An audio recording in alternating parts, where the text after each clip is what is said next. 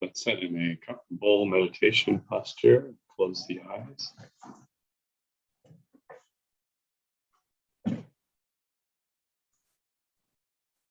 Put our attention on the silence that is always there deep in the mind.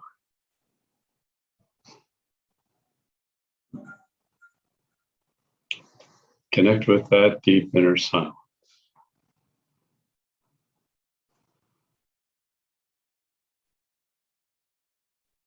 This is the silent witness. You are the silent witness.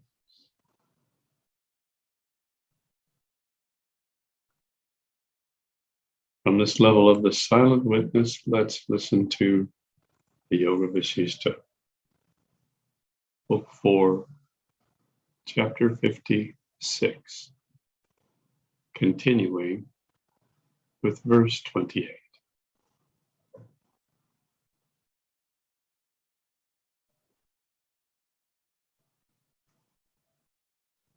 Look at the Kirchi tree blooming and blossoming under the influence of heavy cloud, and not of its own accord. So it is destined.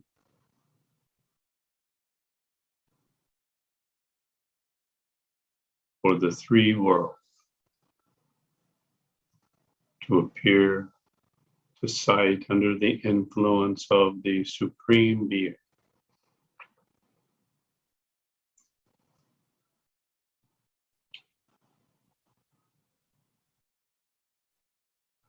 As the appearance of the sun in the sky employs all beings to their daily duties, without his will or command,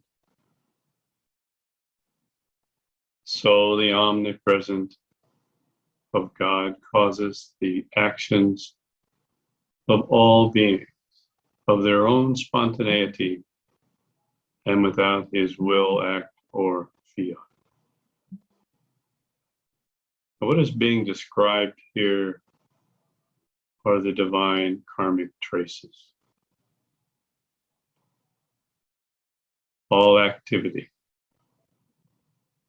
in this illusory universe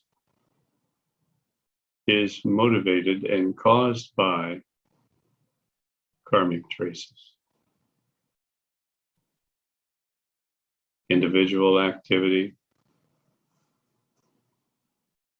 is often motivated by and caused by individual karmic traces. People act out of anger, fear, greed, avarice, happiness, feelings of community, joy. All these are actions that are tainted by or actually motivated by individual karmic traces. Divine karmic traces are those actions that are carrying on the universe. When we perform our Sahasra Sirsha Brahma meditation,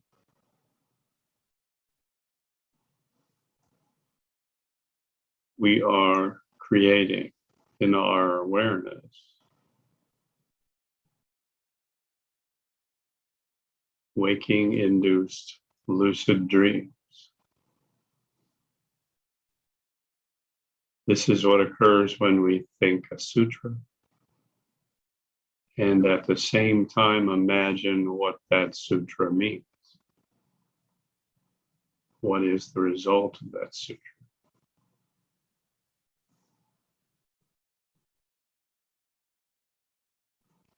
If we're successful in our practice, if we have become completely innocent and let go of the sutra, and we are firmly established as the silent witness, then in that 15-second gap will arise a spontaneous waking-induced lucid dream. This is exactly how the universe is created. The Creator has a thought.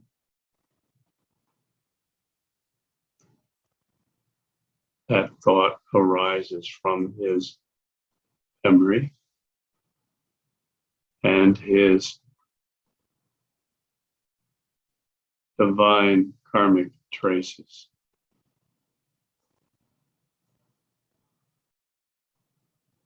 Creator of this universe is an eternal companion of Krishna.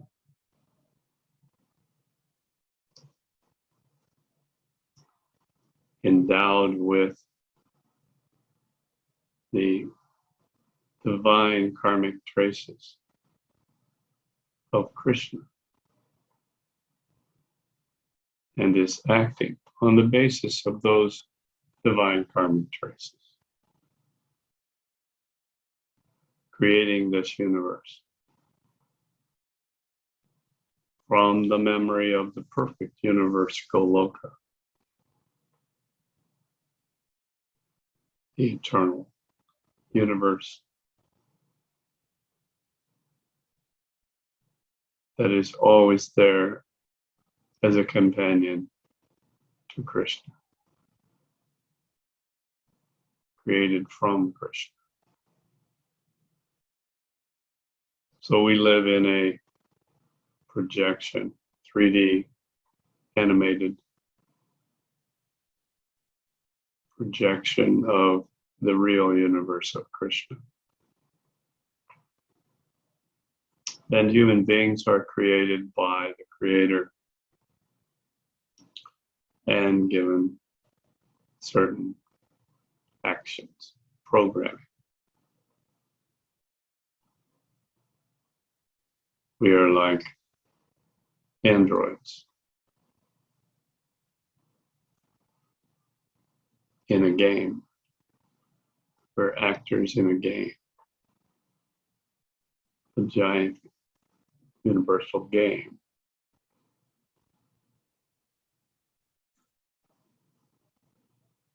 And our purpose is to throw off all the individual karmic traces that make us act imperfectly, so that we act only perfectly in accord with the divine karmic traces.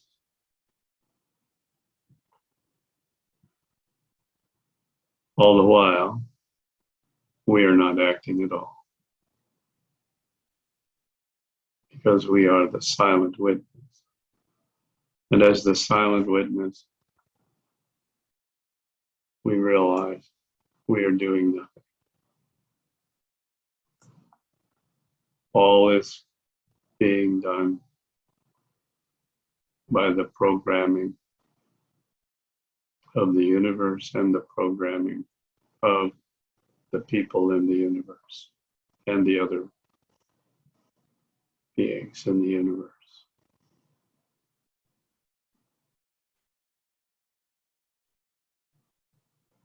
This statement that all goes on without will, act, or fiat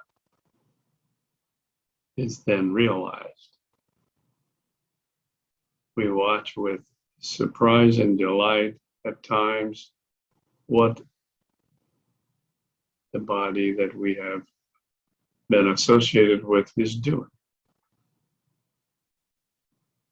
how it is acting. It's interesting and delightful to see how the intelligence of this being that we once identified with is being expressed.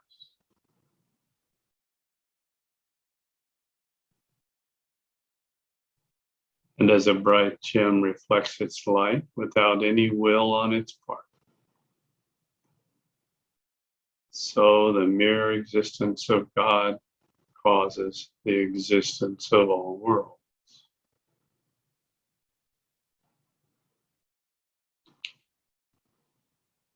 Thus are causality and its lack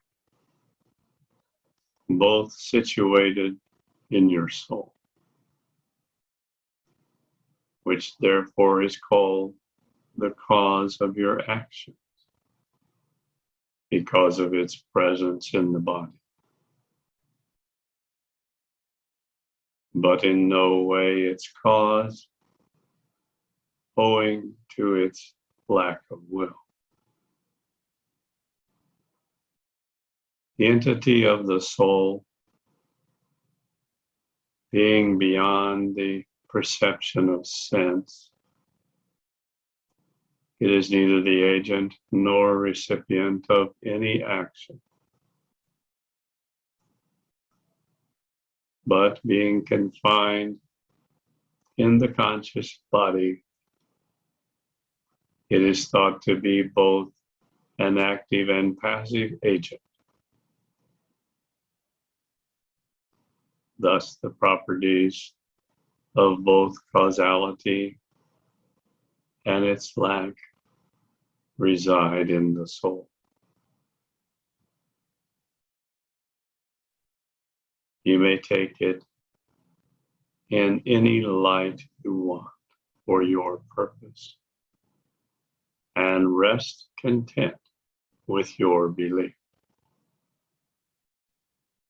But firmly believing yourself to be situated in the body, doing action without thinking of yourself as their offer, will save you from the guilt of all your acts.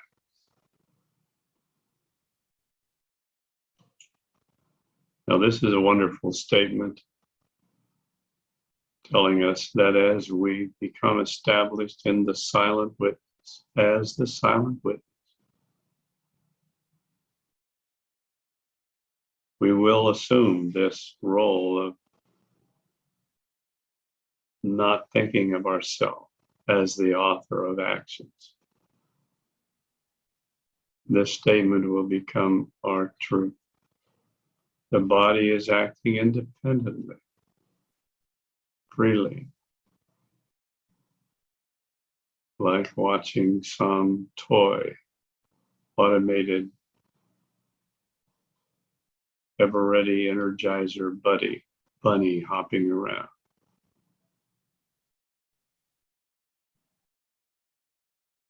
All actions are being done from the impulse of divine karmic traces. As we mentioned a few days ago, we are still aware of individual karmic traces that remain. And these individual karmic traces continue to present themselves while in this state of being connected with the divine karmic traces and established in the silent witness.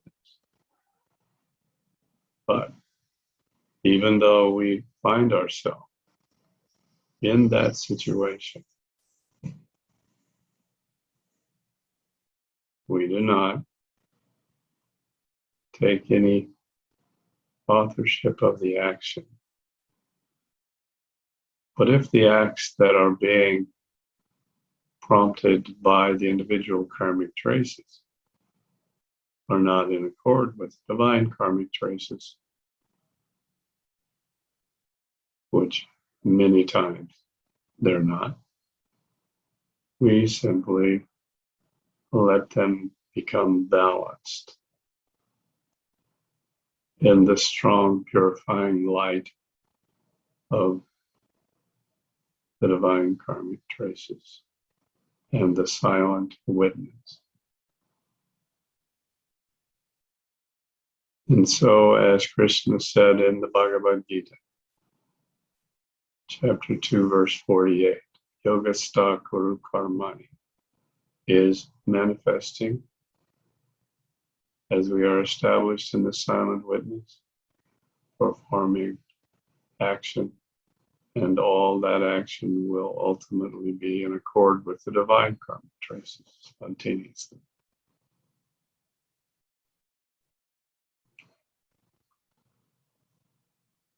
The man who does not employ his mind in his actions becomes indifferent, vairagya, to the world. He is free from the world, who is certain that he is no agent of his action. Now, to be certain that you're not the agent of the action, the only way is not through pretending, but actually being established as a silent witness. There's where the certainty arises. Whether a man is fond of his enjoyments or forsakes them in disgust, it is all the same to he who thinks himself to be no actor of them.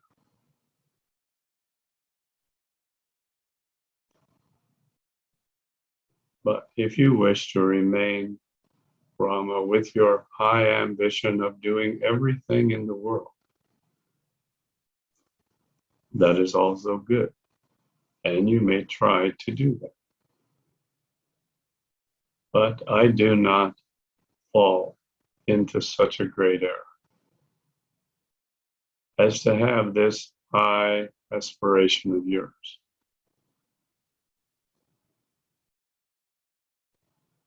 Then I am never liable to the passions of anger, enmity, and other violent emotions in this world.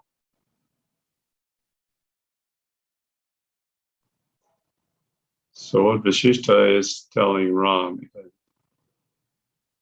do not be driven by your ambitions and desires. These are the residual individual karmic traces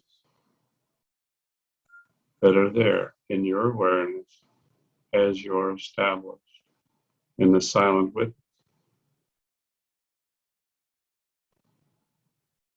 Don't fall into the error of taking those actions motivated by individual karmic traces. So we have to maintain a great discrimination in the early stages of moksha, level 1, 2, and 3. Because in those 3 stages of moksha, we are still surrounded by our individual karmic traces. The bodies that we bear are nourished by some and burned by others. Such being the state of our own being, we have no cause for our joy or sorrow in it. Knowing ourselves to be the authors of our own happiness and misery, and knowing that we are the causes for the rise and dissolution of the world, in our view, we have no reason to be joyful or sorry about that. When we have that sweet composure, which is a balm to all the diseases in our soul, then there is an end of the joys and sorrows of our own making.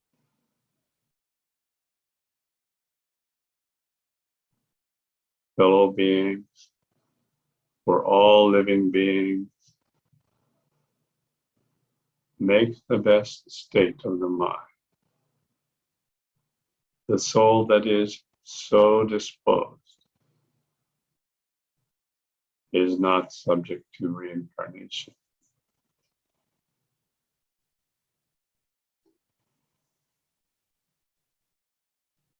Make this the best lesson for your conduct in life. That with all your activities, you continue to think yourself as no actor at all.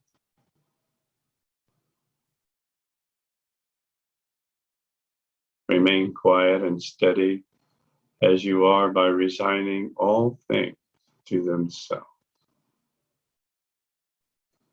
Never think that it is you who does or undoes anything.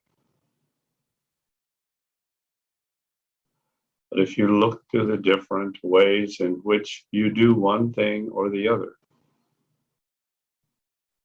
then you can have no test or quiet, which must run in the way that leads to the trap of perpetual struggle and misery. As we enjoy life in moksha level 1, 2, and 3,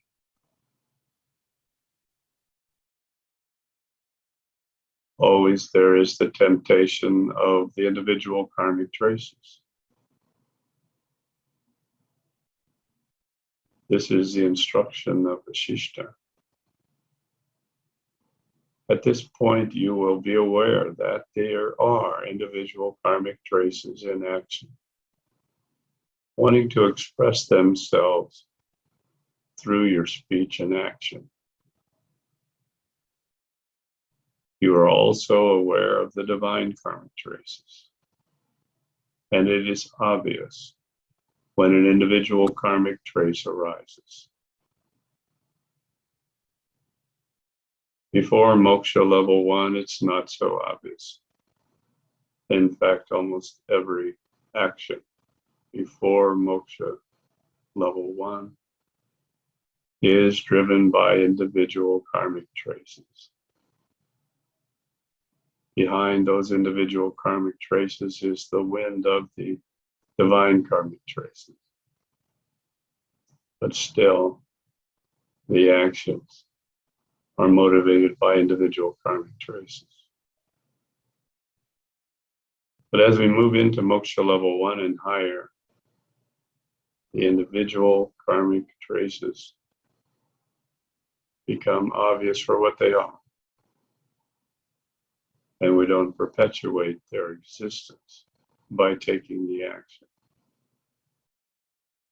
And by just allowing those individual karmic traces to come up in the awareness and fade away, they're balanced.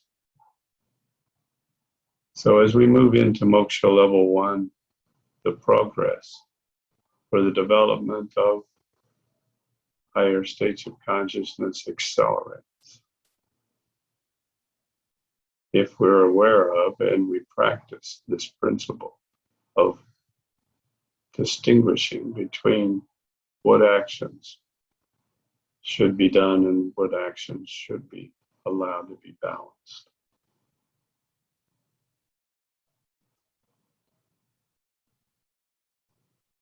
The belief of a man's corporality, that he is a destructible body and not a spiritual being,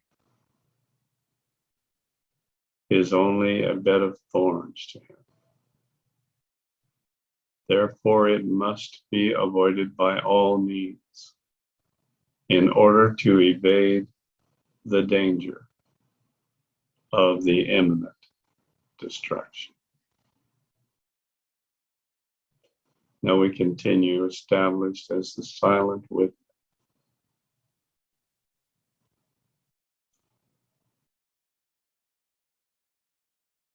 Start the esoteric Mahamantra and Trimana Sanya to balance all individual karmic traces that have arisen during today's reading.